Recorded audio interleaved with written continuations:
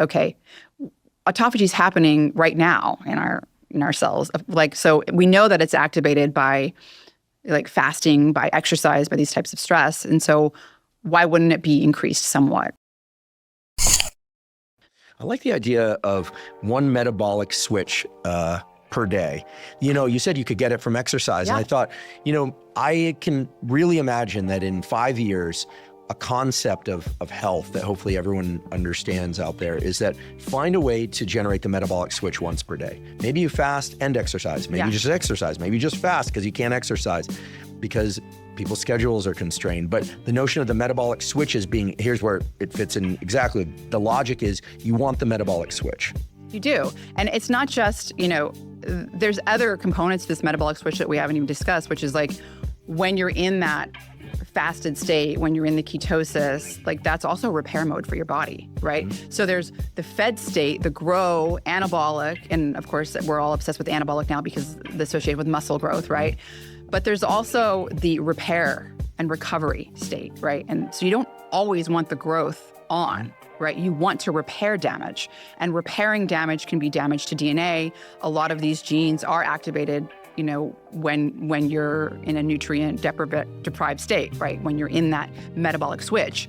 And autophagy, and that's another one that people, it's a buzzword now, but it is something that is activated. First of all, we have basal amount of autophagy going on at any point, right? Like that's happening. Like you don't have to fast. You don't have to fast, or be in a caloric deficit, which will also exacerbate it. Right. Yeah. You do have fasted, activated autophagy, and certain tissues are more sensitive, like the liver and the brain, actually.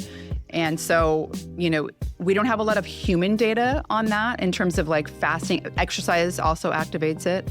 We don't have a lot of great quality human data, and that's for a lot of reasons. One is the tissues that are most responsive to fasting-induced autophagy are not blood cells. In fact, like blood cells are pretty restricted in their response to fasted-induced autophagy, but that's the easiest cell to access if you're going to measure autophagy in humans, right? Muscle biopsies have been done.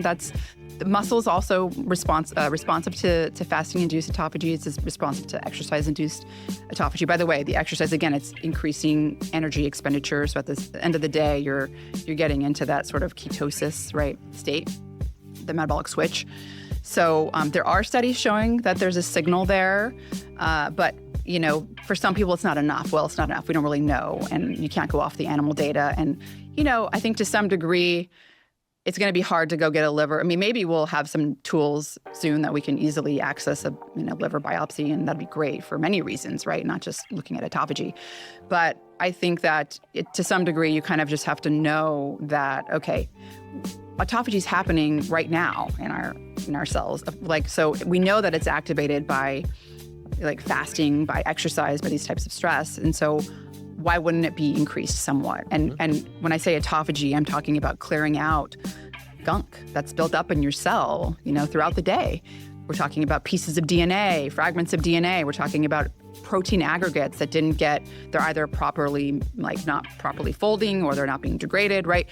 All sorts of stuff, right? And it's important. This is a cleanup process. It's important. And so again, that's another part of the metabolic switch that I think it's important to think about.